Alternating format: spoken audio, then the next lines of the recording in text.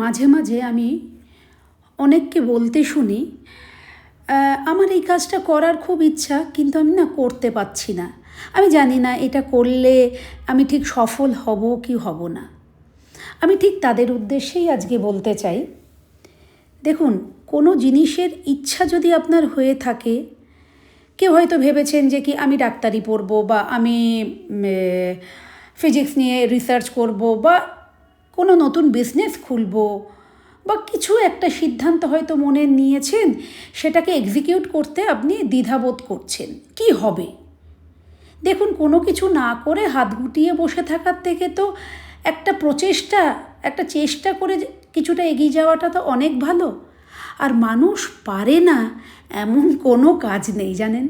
চেষ্টা যদি করা যায়, মানুষ সব কিছু পারে। শুধু দরকার চেষ্টার, আর কিচ্ছু না। চেষ্টা এবং সৎ উদ্দেশ্য, সাহস, এই তিনটে যদি থেকে থাকে না, তাহলে কোনো কাজই কিন্তু কঠিন লাগবে না। হ্যাঁ, ইনিশিয়াল স্টেজে হয়তো একটু কঠিন লাগতে পারে, কিন্তু আলটিমেট সফলতা আসবেই।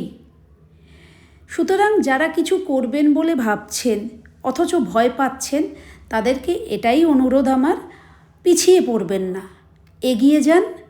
দেখবেন একটা সময় পরে সফলতা নিশ্চয়ই আসবে।